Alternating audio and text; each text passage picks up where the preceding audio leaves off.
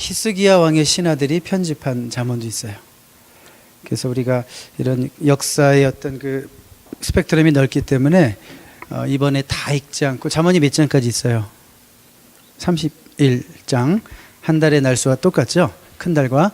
그런데 22장까지만 읽게 돼요. 여러 가지 그런 역사적인 이유 때문에. 그리고 전도서 아가는 뭐 거의 100% 솔로몬이 쓴 것 같고, 또 그래서 전도서 전체, 아가서 전체를 다 다루도록 합니다. 자, 우리 그러면 이제 제일 먼저 볼 책이 뭐예요? 잠언이죠. 자, 우리 잠언이 어떤 책일까? 잠언이 어떤 책일까? 여러분 잠언 좀 읽으셨어요? 미리 읽으신 분도 있죠. 잠언이 무슨 뜻이에요? 잠언. 이게 무슨 잠자예요? 잠언은 잠자인가? 이게 무슨 잠자냐면 바늘잠자, 바늘잠. 그러니까 바늘잠자 말씀원이니까 이게 바늘처럼 콕콕 찌르는 말씀이겠구나. 이 잠자는 영혼들을, 이 지혜가 없는 영혼들을 콕콕 찔러서 깨우는 말씀이다, 이렇게 생각하면 될 것 같아요. 영어로는 proverb라고 하잖아요. 그 영어에서 pro 그럼 항상 앞이죠. verb는 말하는 거고. 그러니까 미리 말해주고 지혜 없는 자들에게 갈 길을 제시하기 위해서 미리 얘기하는 것이 잠언이로구나라는 걸 알 수 있어요. 잠언은 여러분 그 스토리 라인이 있어요? 아니면 여러 가지 그냥 교훈들의 집합체예요?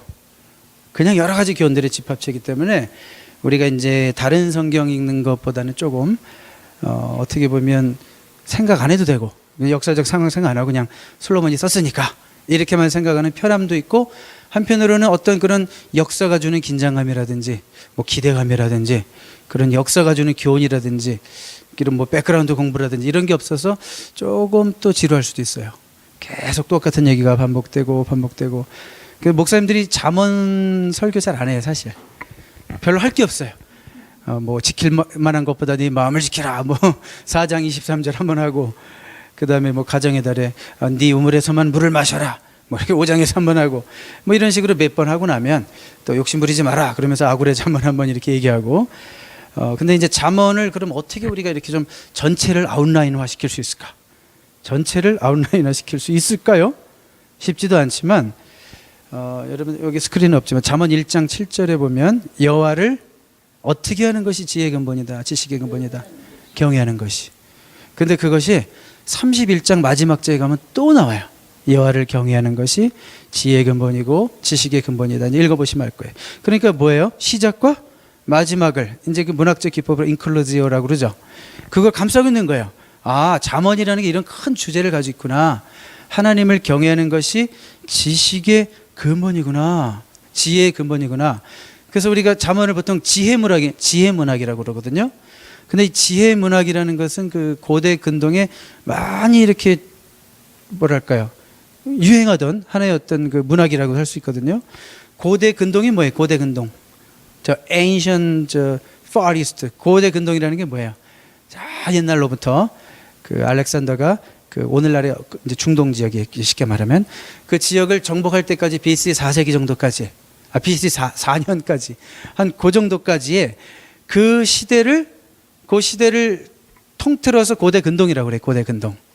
근데 그 시대에도 많은 지혜 문학들이 있었어요. 잠언만 있었던 게 아니라, 전도서만 있었던 게 아니고, 아가만 있었던 게 아니고 많은 책들이 있었는데, 그렇다면 그런 많은 고대 근동의 문학들이랑 잠언과의 다른 점이 뭘까? 잠언만의 유니크한 점이 뭘까? 그걸 알아야 되겠죠? 잠언은 뭘 말할까? 그 지혜가 인간 사유의 산물이 아니라 하나님께 있다. 그거 차이예요. 그 당시에 많은 어떤 고대 근동 문학들이 있지만 결국은 다 그게 인간의 산물이죠. 인간 사유의 산물이고, 철학자가 나오고, 뭐 물을 얘기하는 탈레스가 나오고, 막 이런 식으로 이제 철학자가 나오잖아요.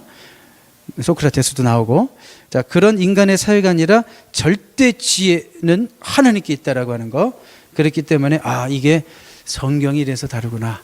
성경이 그 시대 문화를 벗어날 수는 없는 거예요. 그러니까 그 시대 지혜 문학이라는 것 자체를 벗어날 수는 없는 거예요. 많은 사람들이 글을 쓰듯이 성경의 저자들도, 솔로몬도 그런 식으로 글을 씁니다. 글을 쓰지만 중요한 것은 틀리잖아요, 주제가. 인간에게 기원이 있는 것이라 하나님께 있다라는 것을 이제 강조하는 거죠. 그래서 우리 이제 잠언을 보면 하나님 백성의 절대 가치를 볼 수 있는 거예요. 그러니까 잠언 그러면 재밌다. 야, 이 세상의 처세술을 우리가 이걸 통해서 배우는구나. 그 정도가 아니라 하나님의 절대 가치, absolute value. 하나님의 절대 가치가 무엇인지를 우리가 잠언을 통해서 볼 수 있어야 돼요. 하나님의 백성들이 어떤 행동, 어떤 생각을 가지고 이 세상에서 살아야 할지를 보여주는 거예요. 그러니까 너무 재밌고 좀 통쾌한 부분도 있어요. 잠언을 읽는 사람에 따라서 계속 반복되니까 재미없어 이런 사람도 있어요. 사실은 특히 요즘 젊은이들은 좀 지루해해요. 왜냐하면 젊은이들이 볼 때는 잠언이 꼭 부모가 잔소리하는 것 같아. 그래가지고 약간 뭐야 막 약간 지루할 수도 있는데, 가만히 여러분들이 한번 읽어보세요. 여기 해학이 있고, 해학이라는 게 뭐야? 과장도 있고, 뭐 아주 뭐라 그럴까요? 비꼼도 있고, 유머도 있고, 또 아주 독설도 있죠. 아주 솔직하게 얘기합니다. 제 아내랑 이 잠언을 차에다 틀어놓고 들으면서 막 엄청나게 웃었어요. 표현들이 너무 재밌는 거예요. 그 중에 제일 재밌는 표현이, 미련한 자는 절구에 넣고 빠도 그 미련이 안 빠진대요. 막 그 얘기를 듣는데 얼마나 웃긴지 막 깔깔거리고, 그리고 특별히 독설이 많다고 그랬죠. 이게 좀 남성 중심 사회에서 쓰여진 다문학들 아니에요, 성경이 대부분. 그래서 보면 꼭 여성을 약간 좀 힘들게 하는 표현들이 많죠.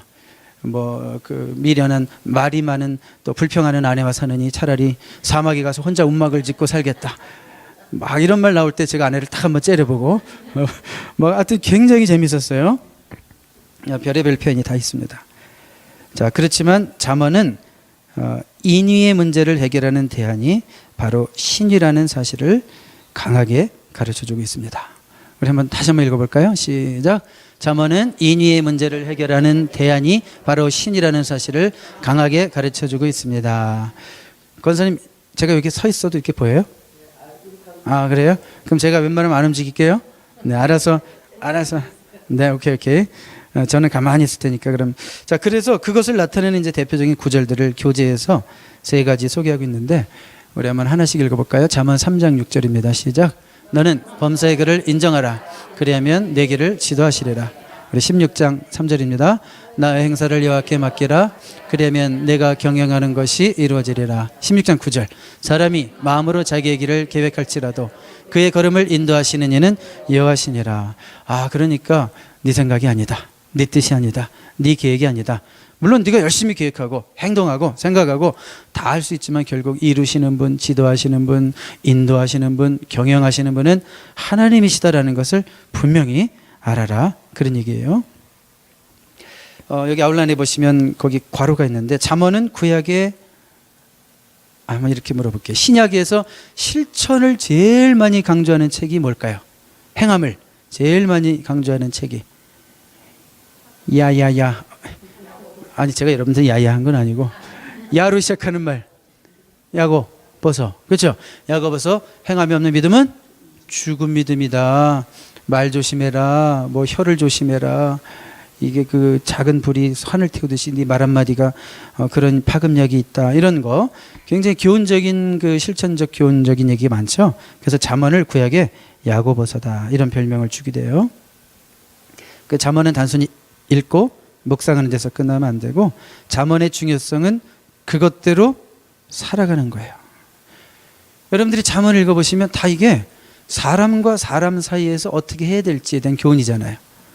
그러면 하나님과 사람 사이는 안 중요하고 사람과 사람 사이만 중요한가? 그게 아니라 하나님과 사람 사이는 이제 전제가 되어 있는 거예요.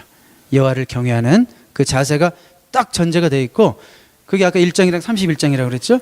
그 안에 이제 그럼 사람과 사람 사이에서 어떻게 살아야 되는지 아주 여러 가지 구체적인 그런 유효한 말씀들을 많이 주죠. 아주 구체적이고 아주 실천적입니다. 예를 들어서 비포증 서지 마, 이런 얘기 성경에 있어요, 없어요? 그게 바로 잠언에 있잖아요. 비포증 서지 말래요. 그래서 창녀 찾아가지 마, 이런 이 부모 입장에서 아들에게 절대로 음녀한테 가지 마. 그럼 너 패가 망신이다. 이런 얘기 많이 있죠.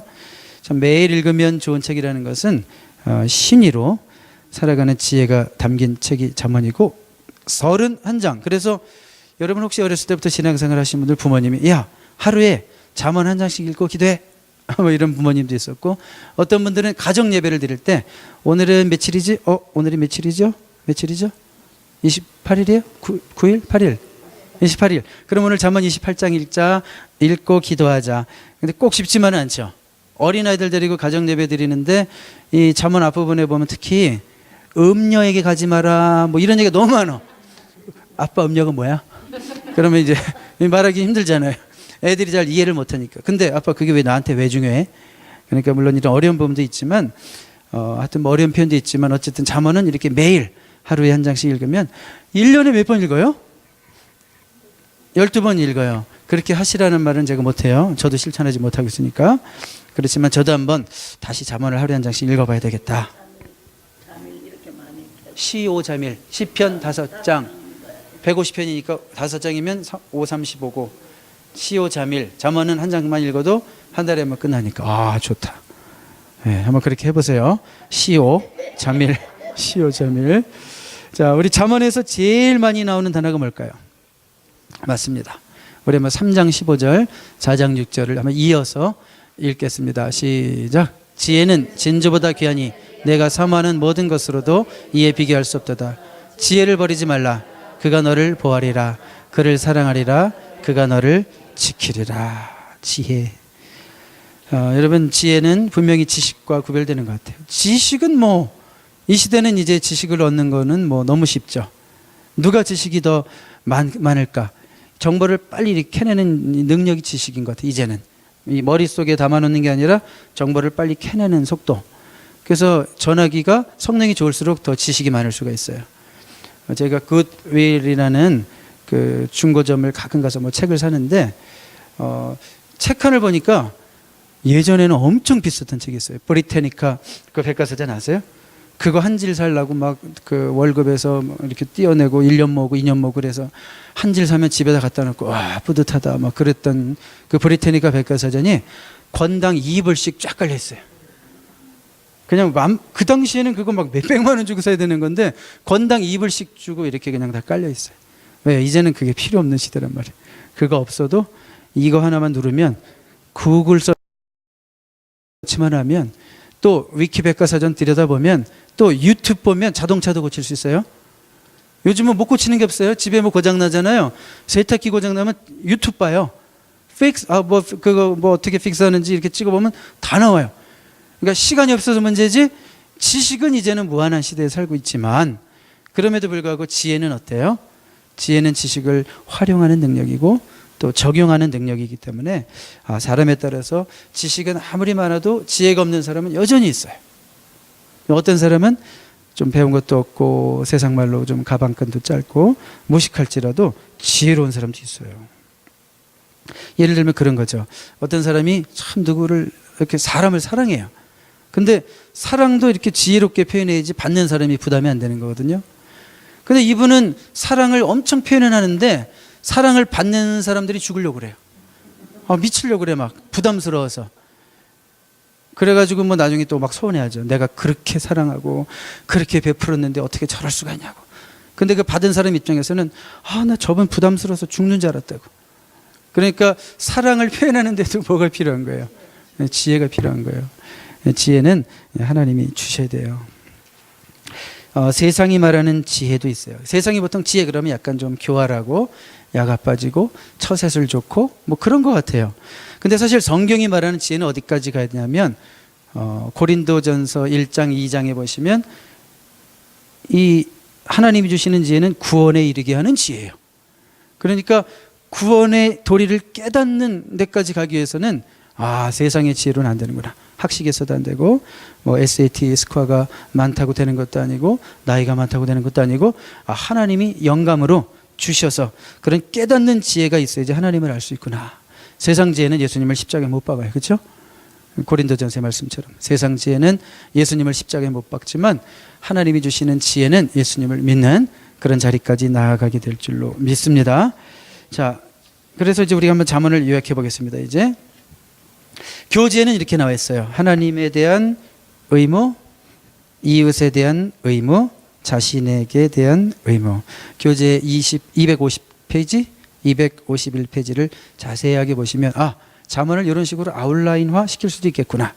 이 잠언을 사실 아웃라인 만든다는 게 거의 불가능한 얘기지만 또 이런 식으로도 요약할 수 있겠구나. 근데 잠언에 또 다른 요약이 있어요. 어떻게 요약할 수 있냐면 잠언이 총 몇 개냐면 한 800개 정도라고 얘기하고 있어요. 이 책에서는, 교재에서는.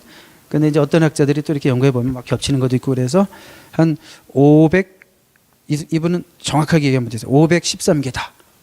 근데 사실 솔로몬이 쓴 잠언은 총 몇 개예요? 우리가 읽었는데 3000개의 잠언을 말했다. 그러니까 그 중에서 이제 선별된 거죠, 어떻게 보면. 그러니까 잠언이라는 것은 이렇게 뭐 솔로몬 시대에 이렇게 집약돼서 완전히 완성된 게 아니라 그 편집 과정이 있었다는 걸 인정을 해야 돼요. 왜냐면 아까도 보시다시피 르무엘도 나오고 히스기야 왕 시대까지 또 가고, 그리고 심지어는 뭐 더 후대에 최종적으로 편집됐을 것이다, 이렇게 말하는 사람도 있어요. 자, 그런데 뭐 800개든 513가지든 세 가지로 나눠볼 수 있는데요. 첫 번째로는 하나님을 두려워하는 사람과 사람을 두려워하는 사람. 자, 이런 내용으로 한 18번 언급이 돼요, 잠언에서. 하나님을 두려워하는 사람, 사람을 두려워하는 사람. 그러니까 인생에는 두 종류의 사람밖에 없다는 거예요. 하나님을 두려워하는 사람, 사람을 두려워하는 사람. 이 세상 지구상에는 두 종류의 사람밖에 없어요. 박은호 목사를 아는 사람, 박은호 목사를 모르는 사람.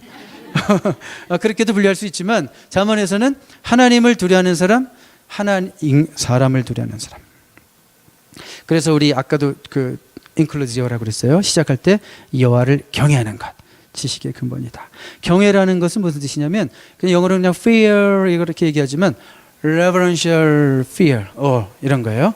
너무 존경하는 나머지 약간 두려운 마음을 갖는, 너무 존경스럽고 사랑스러운데 사랑이 가볍지 않고 너무 사랑스럽고 존경스러워서 약간 두려워하고 조심하는 마음, 그게 바로 경외예요.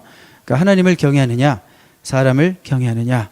자, 여러분은 하나님을 두려워하는 사람인가요? 사람을 두려워하는 사람인가요? 여러분의 답은 뭐예요? 하나님을 두려워하는 사람이 되죠.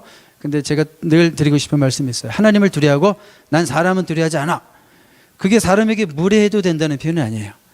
나는 하나님만 생각하지 내가 뭐 사람 믿고 신앙생활 하나? 심지어 이제 막 나가면 내가 목사 믿고 신앙생활 하나? 하나님 믿고 신앙생활 하지? 이러면서 교회 와서 성도들한테 무례하고 목사한테 무례하고 이러면 그건 뭐예요? 너는 인간이 먼저 되라, 이런 얘기를 해야죠. 그러니까 하나님을 두려워하고 사람을 두려워하지 않는다는 것이 사람에 대해서 무례한 것이 아니라는 것은 여러분들이 꼭 기억하셨으면 좋겠어요. 그 다음에 두 번째로 정말 많이 나와요. 잠언에서 부지런해라 제발. 그만 좀 자라 이 게으름뱅이야, 일어나라 너 거지 된다. 정말 많죠. 뭐 특별히 잠언 그 6장 6절에 보면 게으른 자여 개미에게로 가서 좀 배워라. 제발아 쉬지도 않고 일하잖아 쟤. 그러다가 뭐 허리가 부러졌다는 얘기도 있지만 이렇게 쉬지도 않고 일하지 않냐고. 그런데 게으른 사람이 있다는 거예요. 특별히 잠언은 게으른 사람을 어떻게 묘사하고 있는지 한번 볼까요? 12장 27절 읽어봐요. 시작. 게으른 자는 그 잡은 것도 사냥하지 아니하나니 사람의 부기는 부지런한 것이니라. 예, 저기가 약간 이렇게 흠이 파여가지고 부지런한 것이니라. 그러니까 이건 무슨 얘기냐면 일을 끝까지 못하고 마무리가 안 좋다, 그런 얘기죠. 게으른 사람이라고 해서 일을 안 하는 게 아니에요. 시작은 잘해요. 똑같이 처음에는 뭐 아주 막 큰 소리 쳐요. 근데 항상 보면 끝마무리가 좀 흐지부지하고 끝까지 못 가고 마무리가 안 좋으면 우리는 그것을 성경에서는 게으르다 이렇게 얘기해요. 사냥까지는 했는데 잡을 것은 있는데 사냥 안 하는 거예요. 눈에 보이는데 총만 쏘면 되는데 그걸 못 쏴요. 그러니까 끝마무리가 안 좋다, 그런 얘기고. 그 다음에 두 번째 거 읽어봐요. 19장 24절 시작. 게으른 자는 자기의 손을 그릇에 넣고서도 입으로 올리기를 게으르하느니라. 그러니까 이게 참 해학이죠, 해학. 이게 얼마나 웃겨요. 이게 안 되는 거예요. 이게 여기까지만 되고 이게 안 돼. 그러니까 움직이는 것을 귀찮아해요. 그래서 부지런해 부재된다, 부지런해 부재된다 이라는 말을 계속하는 거죠. 또 한 가지 22장 13절 시작. 게으른 자는 말하기를 사자가 밖에 있은즉 내가 나가면 거리에서 찢기겠다느니라. 나갔어요. 나가기도 전에 사자가 있을 거라는 거예요. 이스라엘엔 사자가 별로 있지도 않고 있어도 가끔 페르시아 쪽 사자가 아프리카 사자보다 좀 덜 사나운 게 나타나긴 하지만 나가보지도 않고, 그러니까 게으른 사람의 특징은 뭐냐면 늘 핑계가 있다는 거예요. 아, 너무 추워서 힘들겠는데, 오늘 너무 더워서 힘들겠는데, 아, 거기 너무 멀어서 안 되겠는데, 그건 너무 어려워서 안 되겠는데, 항상 익스큐즈가 있는 사람들은 아, 저분은 좀 익스큐즈가 많은 환경 속에서 사나 보다가 아니라 아, 저분은 게으른 사람이다.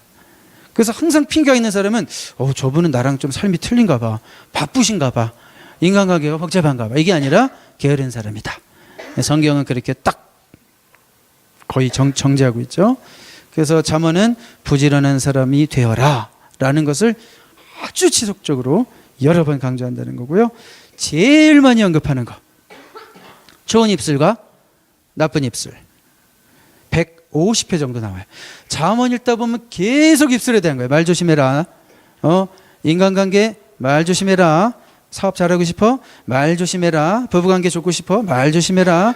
어디를 가든지 말 조심해라. 말 조심해라. 잠언 6장 16절부터 19절을 한번 읽어보는데요. 여기서 7가지가 나와요. 하나님이 미워하시는 것, 또 혀에 관한 것, 말에 관한 것이 몇 가지인지 한번 생각하면서 읽어볼까요? 시작.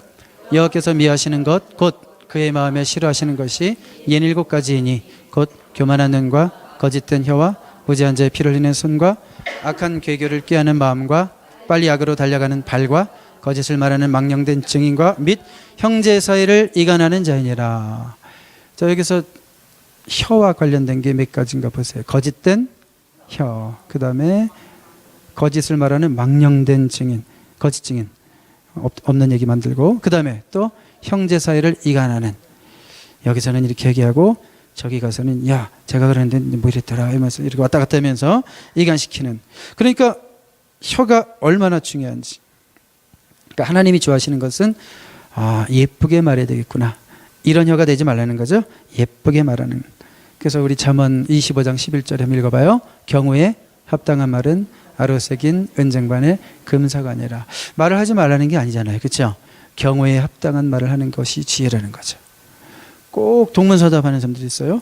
다 같이 어떤 한 주제로 얘기하고 있는데 갑자기 뭐 월드컵 이겼다며 막 이러면서 딴 주제를 막 얘기한다든지. 그리고 16장 24절은 뭐라 그랬어요? 시작. 선한 말은 꿀송이 같아서 마음에 달고 뼈에 양약이 되느니라.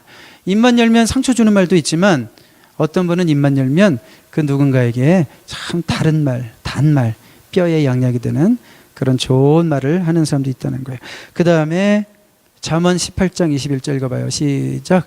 죽고 사는 것이 혀에 매달려나니 혀를 쓰기 좋아하는 자는 혀의 열매를 먹느니라. 죽고 사는 것이 혀에 매달렸다. 그러니까 말로 사람을 죽이기도 하고 공동체를 죽이기도 하고 또 말로 사람을 살리기도 하고 공동체를 살리기도 하고, 우리 모든 목사님들의 말이 이 교회를 살리는 말이 될 수 있기를 주님의 이름으로 축복합니다. 자, 그래서 여러분, 이 말에는요 영적 세계가 있다는 걸 기억하셔야 돼요.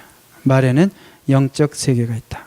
이게 단지 뭐 우리 인격의 훈련 차원이 아니라 성령의 통제된 입술이 돼야 되는 거예요.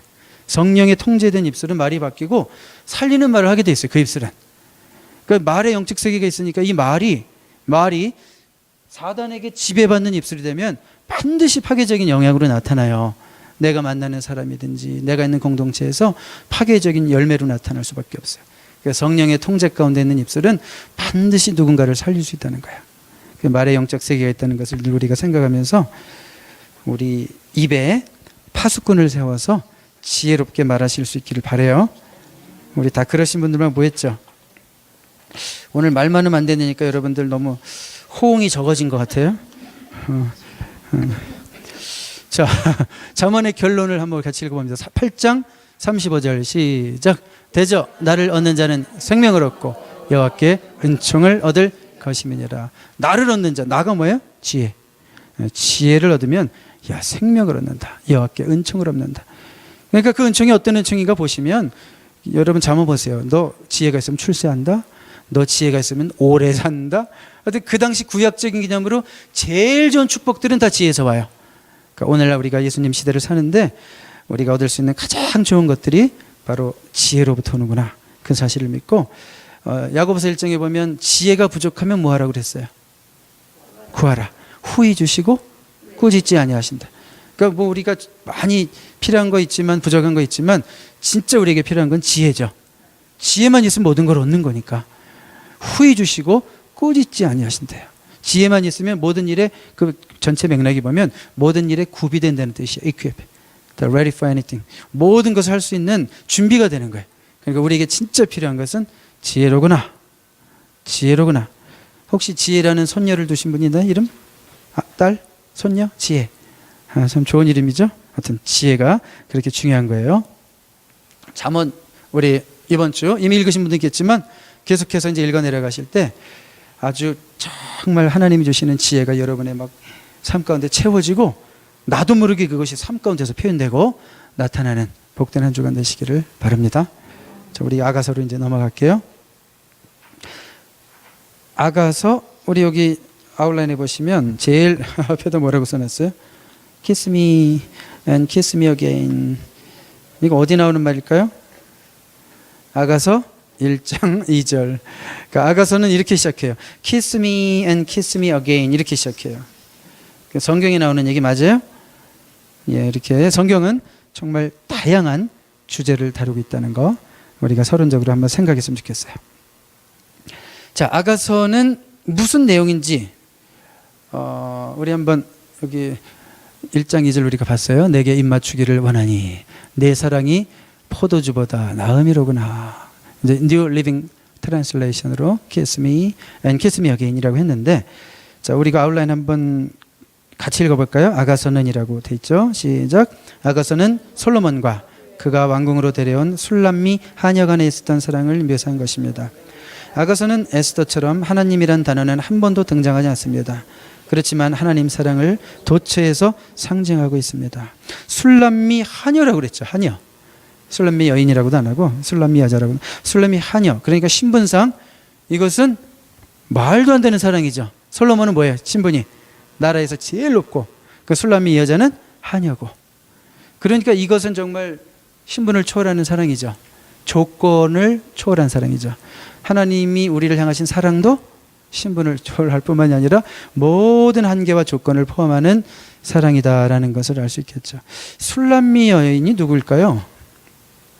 솔로몬에게 여인이 많은데 그 많은 여인 중에 진짜 내 이 사랑은 하나다라는 이제 표현이 있어요. 여러분들이 아가서 읽다 보면 누굴까요? 술람미 여인이.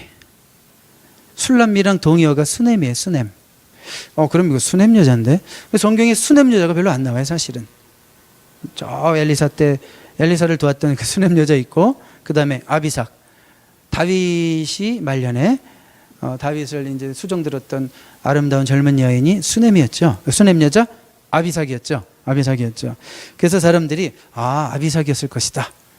다윗과 동침하지 않은 여자, 기왕 왕궁에 들어왔는데 솔로몬이 눈여겨보고 있다가 아버지가 돌아가셔서 취했을 것이다. 뭐 이런 식으로 얘기하는데 그건 잘 모르겠어요. 그런데 그건 추측이죠. 그냥 심심한 사람들 성경 보면서 그런 것만 연구하는 사람이 있어요. 없는 얘기 자꾸 생각하면서 호기심 만족시키고 뭐 파리가 이 세례 성수에 빠지면 성화될 것인가, 아니면 파리가 성화될 것인가, 아니면 물이 오염될 것인가, 뭐 이런 쓸데없는 거 가지고 논쟁하는. 자, 그런데 하여튼 좀 재밌어요. 아까 신분상으로도 그렇다고 그랬고 피부색도 확 차이나죠. 솔로몬은 허위물 권했던 것 같아요. 주로 왕궁에서만 자라가지고. 근데 이 술람미 여인은 아가서 읽다 보면 자기는 검다는 얘기를 계속해요.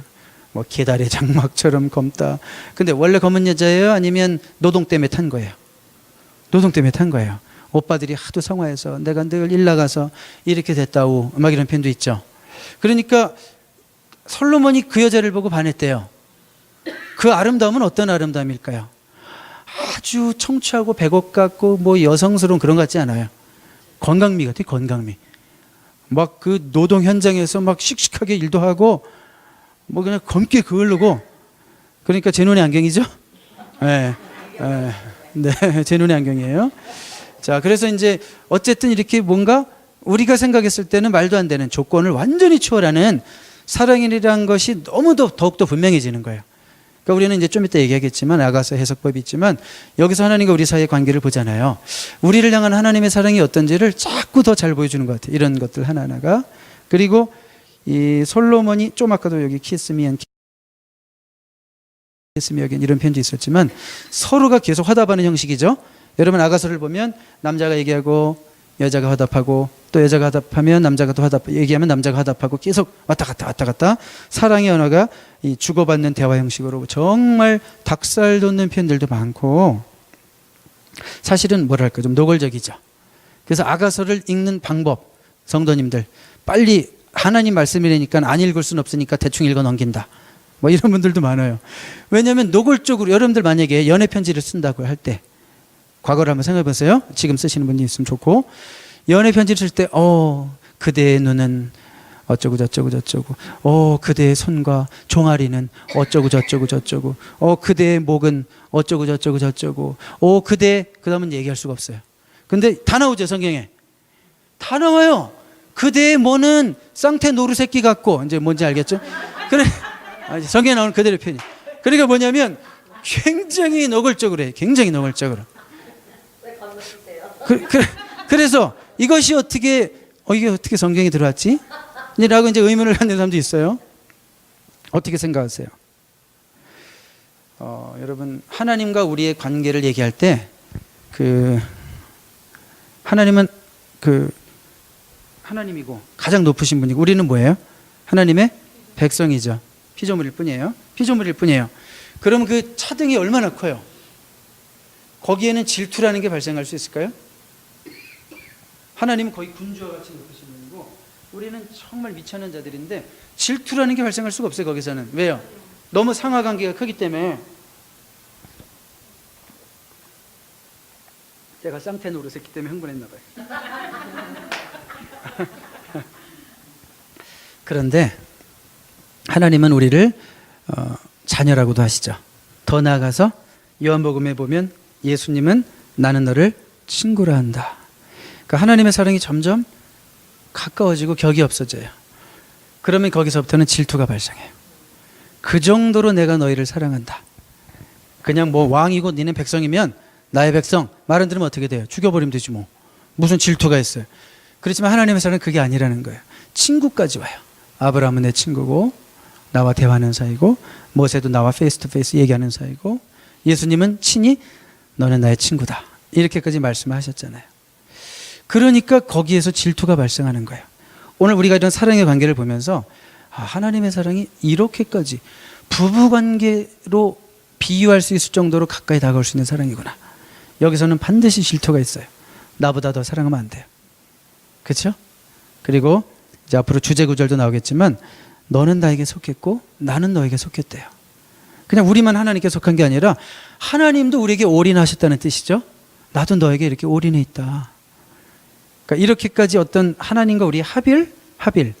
여러분 하나님의 사랑을 어떻게 느끼세요? 마음속에 하나님이 어느 정도로 친밀하게 느껴지세요? 아가서에 보시면 이런 표현이 자꾸 나와요. 빨리 나의 침실로 오세요. 그 무슨 뜻이에요? 그 사랑이 너무 친밀하다는 거죠. 부부관계는 가장 친밀한 사랑의 상징이잖아요. 나의 침실로 오세요. 그러니까 하나님과 우리의 사랑을 그런 어떤 침실에서의 부부의 친밀함으로도 설명할 수 있다. 그런 얘기잖아요. 성경이 제대로 해석되고 있는 거예요 지금. 그래서 옛날 그 중세는 신비주의 운동이 굉장히 강했어요. 신비주의, 미스티시즘, 뭐 에카르트 이런 유명한 사람들의 책을 읽어보면요 제일 많이 강조하는 게 뭐냐면 하나님과 우리 합일. 이게 꼭 부부가 남녀가 합쳐지는 거랑 거의 비슷해요. 그래서 중세의 많은 신비주의자들의 체험 가운데는 그 황홀 체험이 되게 많아요. 어떨 때는 좀 이상해요. 그러니까 우리가 오늘날 우리 복음주의가 볼 때는 좀 이상하고 위험한 것도 많이 보이기도 하는데 이 체험이 너무 황홀하다 보니까 막 그런 표현들을 많이 써요. 적지 않게 그 신비주의자들이. 오 하나님 내 아내와 느낄 수 있는 이 세상의 쾌락보다 더 큰 쾌락이요. 막 이런 식의 노골적인 표현까지 나와요. 그러니까 하나님과 우리와의 그런 관계가 구름에 뜬 구름 잡는 얘기가 아니라는 거야. 진짜 친밀하게 다가오는 사랑이라는 거야. 그러니까 그런 중세시대에는 그런 신비주의를 통해서 그런 영적 합일이 많이 묘사되었는데 우리가 그러니까 아가서를 통해서 그런 걸 보자는 거야. 하나님과 우리의 관계가 어떤 관계인지 그냥 거룩하신 주여 멀리 계신 이게 아니라 내 삶 속에 확 들어와서 나와 확 밀착되어 있는 그 하나님의 사랑을 한번 좀 깨달아 봐라. 그것이 아가서가 우리에게 보여주는 부분 가운데 하나입니다. 자, 아가서가 이제 왜 이렇게 노골적으로 묘사하는지 좀 더 이해가 갈 것 같죠? 그래서 쌍태 노루새끼도 나오고 막 별의별 게 다 나오는구나. 자, 그래서 핵심 구절 다시 한번 읽어봅니다. 나는, 시작. 나는 내 사랑하는 자에게 속하였고 내 사랑하는 자는 내게 속하였으며 그가 백합화 가운데에서 그 양떼를 먹이는도다. 그래서 이제 아가서의 해석법이 나오는데요. 역사적으로 이제 요거 말고도 또 있어요. 그렇지만 여기 지금 교재 소개하는 것 가운데 풍류적 해석, 예표적 해석, 또 자연 이론, 이 세 가지가 있습니다. 풍류적 해석은 이제 영어로 말하면 더 쉬울 것 같아요. allegorical interpretation이죠. 그러니까 아가서에 나오는 신랑은 하나님이다, 신부는 이스라엘이다, 그거를 그냥 비유한 것 뿐이다. 그러니까 역사성은 중요하지 않다, 역사성은 없을 수도 있다, 맞지는 않는 것 같아요. 그렇죠? 이 풍류적으로만 해석하기에는 본문이 보여주는 역사성이 또 너무 분명하기 때문에, 솔로몬이라는 인물이 분명하고 술람미 여인이라는 인물도 분명하기 때문에. 그렇지만 어느 정도 이해는 가죠. 이런 상징적인 의미가 있구나. 그러니까 이걸 좀 벗어나는 게, 보완해 주는 게 예표적 해석이에요. typological interpretation. 자, 이게 하나의 어떤 상징이긴 하지만 동시에 역사라는 거죠. 그래서 솔로몬과 술람미 여인이 하나님과 우리 백성들을 예표하는 인물로, 역사적인 인물로 등장하면서 동시에 그것의 어떤 영적 의미를 우리에게 보여준다. 역사성과 영적인 교훈을 동시에 강조하는 해석이죠. 뭐 자연이론은 이제 참조만 하세요. 이건 단지 사랑의 노래다. 아가가 이제 영어로 보면 Song of Songs예요. 아가 아름다울 아자예요. 가는 노래 가자고 한자에서 나왔는데, Song of Songs, 노래 중에 노래. 이건 정말 아주 사랑의 노래 중에 노래다. 전원적인 시다.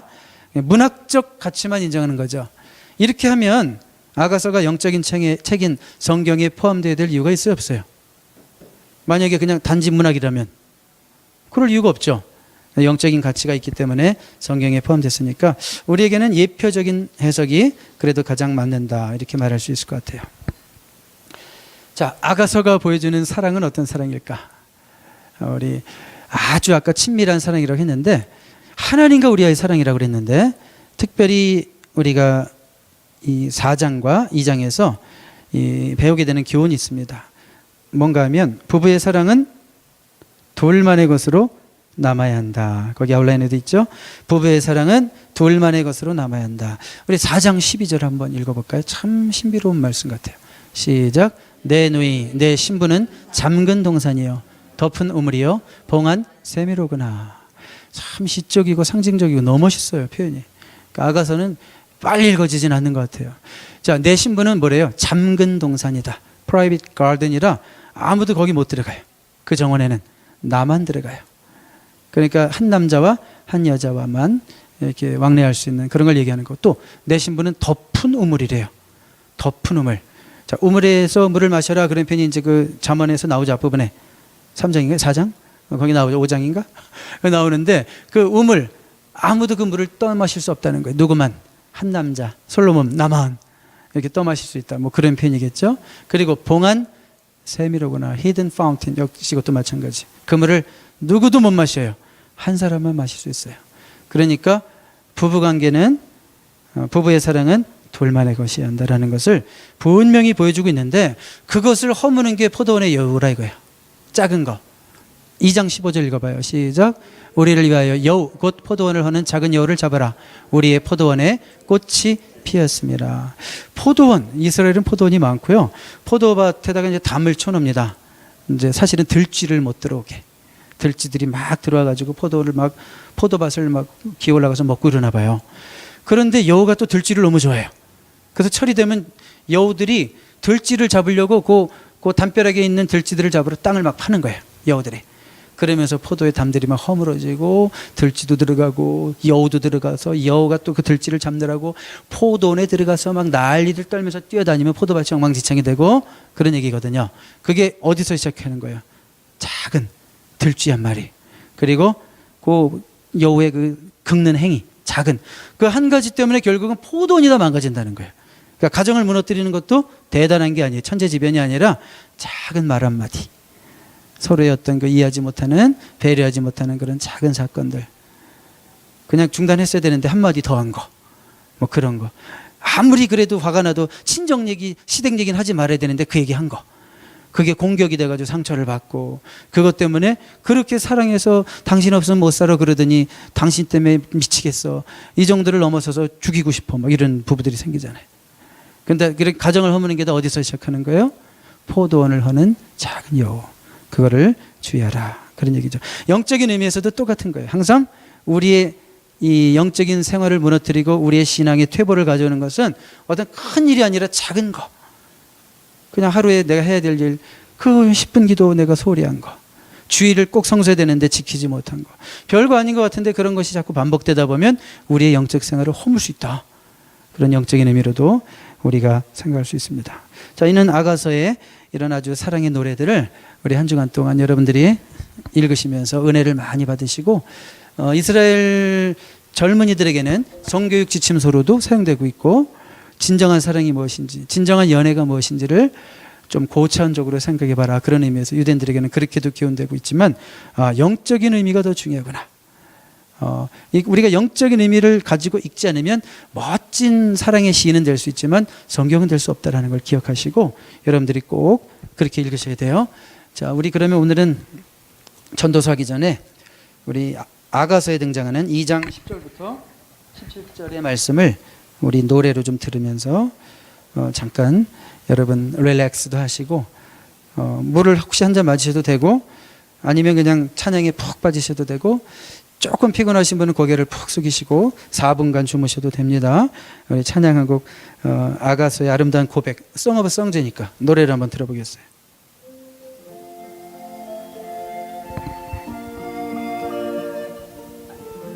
송정미, 이모하의 찬양으로 듣습니다. DJ 박은호였습니다.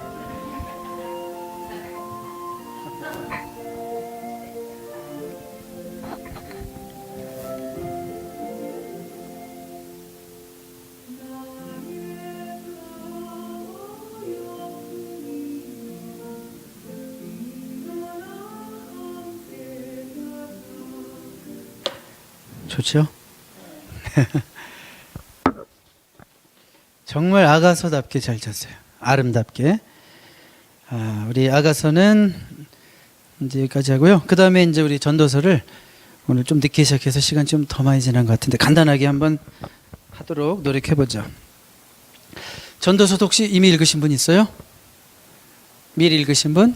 이번 주 아니래도 평생에 걸쳐서 읽었는데도 기억이 나는 것도 있고. 근데 전도서 읽으면 여러분 어떤 느낌 들어요? 허무해요. 맞아요. 그리고 혼란해요 좀. 이분이 좀 왔다 갔다 하는 것 같기도 하고, 앞뒤가 좀 다른 얘기를 막 하는 것 같기도 하고, 믿는 자 맞아? 막 이런 생각도 들고, 여러 가지 뭐 복합적인 생각이 드는데, 사실은 그런 허무주의 사상 때문에 이게 성경 그러니까 66권이 정경이죠 지금. 이게 정경에 들어와야 되느냐 마느냐에 대한 논란이 많았어요.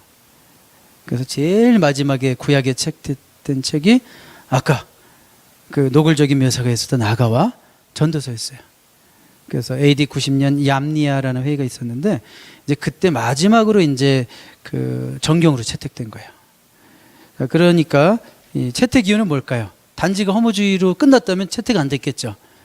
그렇지만 답을 해결했기 때문에, 답을 찾았기 때문에. 그렇다면 허무한 인생 어떻게 살아야 될지에 대한 그런 신앙적인 귀결이 있기 때문에 이제 채택이 되었습니다. 정경으로. 전도서를 읽어보면 나 전도자가 말한다. 이래서 이제 전도서가 됐는데 우리 한국 성경에는. 근데 전도자를 그 영어로 보면 또 preacher예요. preacher.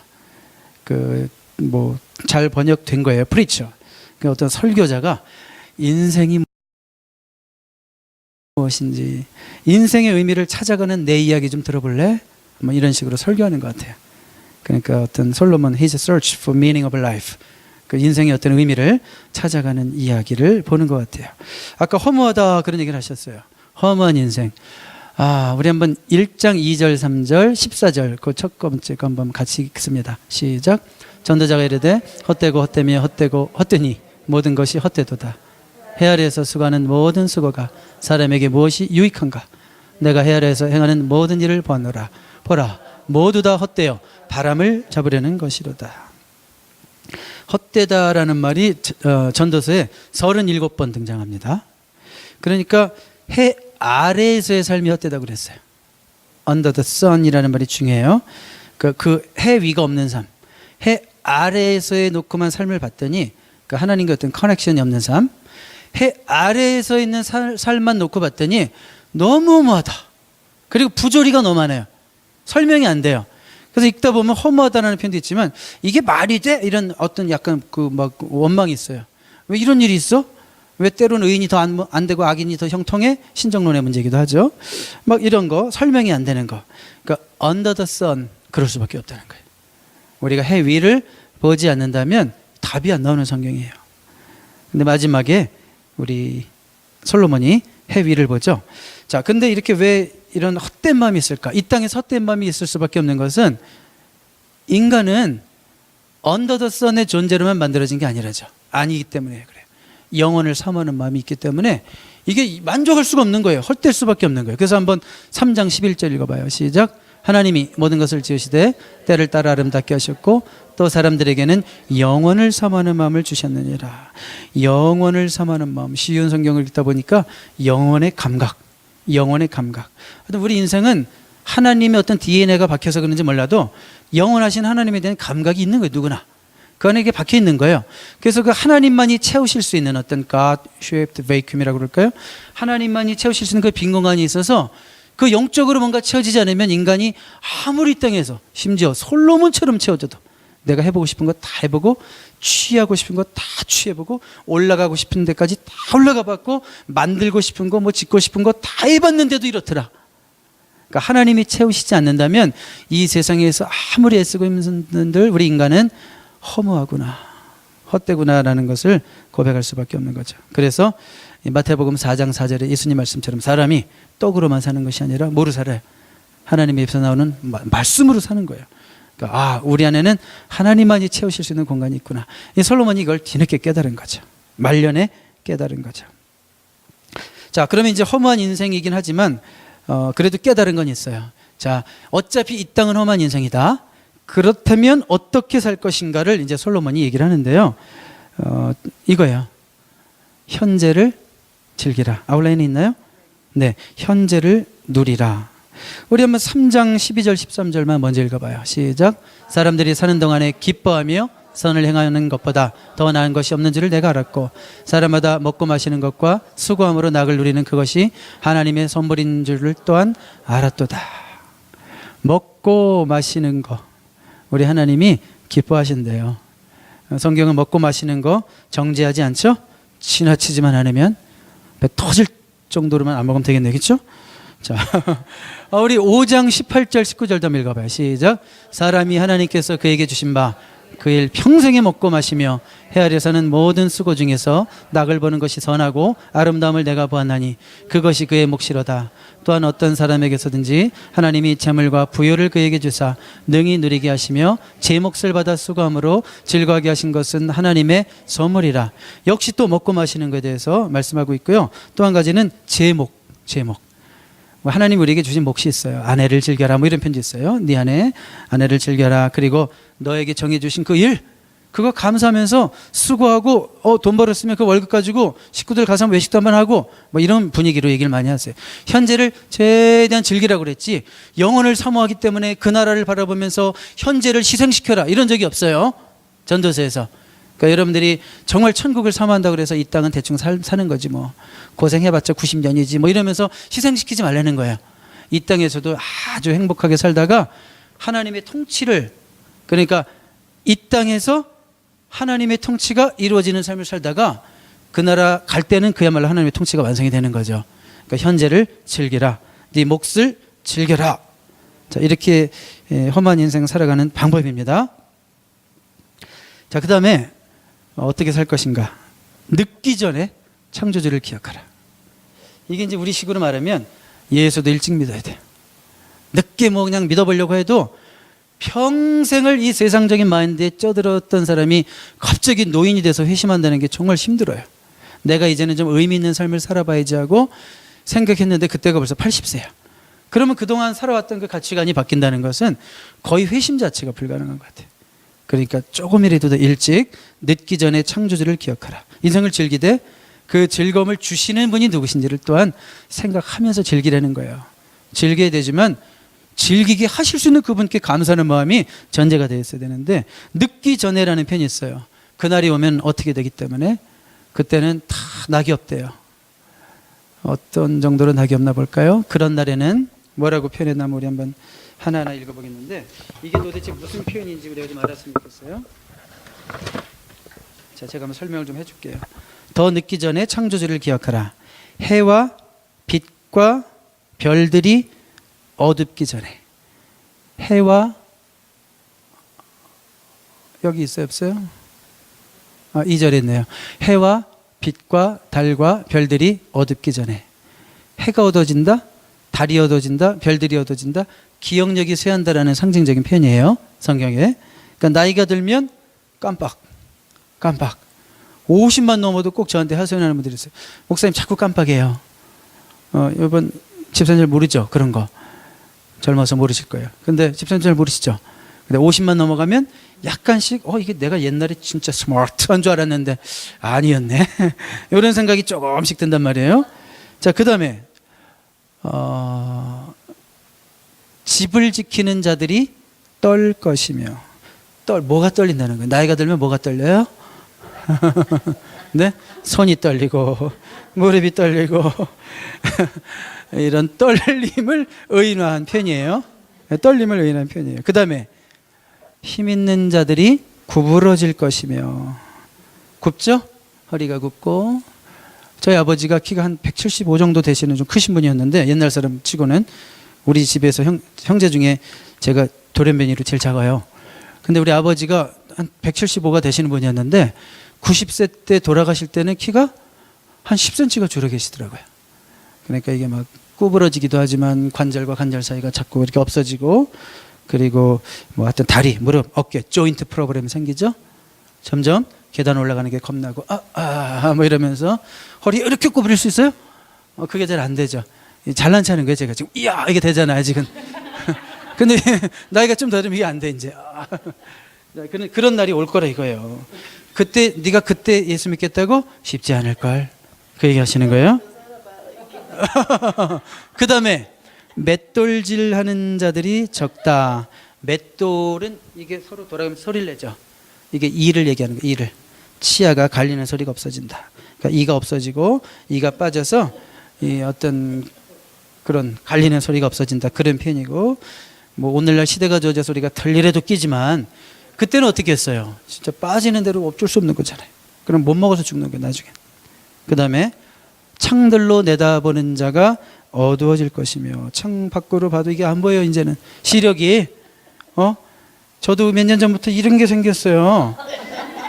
참 이게 참 좀 남들보다 늦게 올 줄 알았더니 이게 오더라고요. 그래서 이게 이렇게 되는데 자꾸 눈이 나빠지고. 그 시대 안경 기술 없었을 때 어땠을까? 그냥 다 이렇게 맡기고 사는 거예요. 이렇게 시력도 약화되고. 그 다음에 길거리 문들이 닫혀질 것이며. 자, 문들이 닫혀진다는 것은 외부의 소리를 들을 수 없는 귀가 막힌다는 거예요. 청력이 약해진다는 거예요. 보청기도 없던 시대에. 자, 얼마나 또 어려웠을까. 그 다음에 새의 소리로 말미암아 일어날 것이며. 무슨 얘기예요? 잠이 없어진다는 거예요. 신경이 쇠약해지고 아침에 그냥 무슨 소리만 들으면 또 일어나요. 새벽에 또 일찍 일어나서 또 자고 싶어도 잠이 안 와. 그래서 연세 들어도 잘 주무시는 분이 있죠. 그런 분은 진짜 복이다, 복이야 진짜. 근데 이제 전반적으로 쉽지가 않아요, 잠자는 것도. 우리 어머니도 얼마나 토막잠을 주무시는지, 잠을 잘 못 주무시고 연세가 이제 90이 가까우시는데 쉽지 않구나. 그 다음에 음악하는 여자들은 다 쇠하여질 것이며. 음악하는 여자들은, 그러니까 아까도 얘기했지만 이제 다리만 떨리는 게 아니라 모두 떨려요. 목소리도 떨려요. 할렐루야 뭐 이렇게 바뀌잖아요 나이 들면. 네? 이상하게 목소리가 연세가 드시면 다 이렇게 떨려요. 나는 그게 어떻게 보면 좀 바이브레이션이 멋있는 것 같기도 한데 그건 아닌 것 같아요. 힘이 없으면 떨려요. 힘이 없으면. 왜? 이 배에서 이게 못 받쳐주니까. 배에서 소리가 나와야 되는데 배에서 쩡쩡하게 안 나오니까 이 목에서 나오니까 떨리는 거예요. 그리고 길에서는 놀랄 것이며, 어딨죠? 자, 높은 곳을 두려워할 것이며, 당연하죠. 다리가 약하고 높은 곳을 두려워할 것이며, 길에서는 놀랄 것이며. 놀랄 일이 많아요. 왜요? 심장이 약해졌어요. 심장이 약해졌어요. 그 다음에 살구나무가 꽃이 필 것이며, 머리가 휘어진다는 편이에요. 살구나무가 꽃이 필 것이며. 대단한 우리 검은 숫덩이들만 모이셨지만 지금 하여튼 머리가 휘어진다는 거예요. 그 다음에 메뚜기도 짐이 될 것이며. 이게 있어요 없어요? 메뚜기도 어디 갔나? 메뚜기도. 왜 내 눈에 안 보이지? 메뚜기도 짐이 될 것이며. 야, 정말 이제 뭘 들을 수도 없어요. 하여튼 교회 오면 이제 항상 무거운 거 옮기는 일은 누가 해요? 그렇죠. 의자 옮기는 일 누가 해요? 오늘 보니까 우리 권사님 막 하시던데 아직 젊으셔서 그래 이건. 네, 이제 그거 들을 힘도 없는 거예요. 메뚜기도 짐이 돼요. 그 다음에 정욕이 그치리니, 식욕뿐이 아니라 성욕, 성취욕 이런 것들이 이제 없어진다는 거예요. 자, 그러니까 이런 날이 오기 전에 조금이라도 빨리 하나님을 기억을 하는 거예요. 권사님 밤낮 쫓아요 좀. 그때도 열심히 성경 읽고, 그때도 할 수 있을 때 충성하고, 일할 수 있을 때 힘써 일하라. 찬송가처럼, 가사처럼 그렇게 하라는 거예요. 그때 젊은 날에 기억해야지 나이 들어서도 이제 그 힘으로 버티는 거예요. 젊었을 때 잘 쌓아놓은 내공과 저력과 그 훈련된 걸 가지고 버텨야지 노년을 나중에 가서 뭐 내가 창조주를 기억하고 안 돼요. 안 돼요. 그러니까 여러분들의 자녀들에게도 언제부터 훈련해야 될지가 분명해지는 거죠. 자, 그러니까 최종적인 결론은 뭡니까? 우리 12장 13절 14절 시작. 일의 결국을 다 들었으니 하나님을 경외하고 그의 명령들을 지킬지어다. 이것이 모든 사람의 본분이니라. 하나님은 모든 행위와 모든 은밀한 일을 선악간에 심판하시리라. 자, 인생을 즐겨라. 하여튼 네가 선택한 거 열심히 해서 살아라. 그렇지만 결과도 생각해라. 네가 하는 모든 그 즐김의 행위들, 선택의 행위들, 최종적으로 하나님의 심판이 있다. 이것을 생각하고 살아라. 이것이 전도서의 결론입니다. 마칩니다. 뭐 또 내용이 하나 더 있는데 이거 넘어가고. 자, 그래서 우리 전도서 한 주간 동안 읽으시면서 허무주의에 빠지는 것이 아니라, 언더 더 선은 허무하지만 우리가 그 위를 보면 희망이 있다, 소망이 있다. 그래서 그 사실을 안다면 현재에서도 충실하게 기쁨으로 살 수 있다. 그런 마음 가지고 한 주간 승리하는 여러분 되시기를 주님의 이름으로 축복합니다.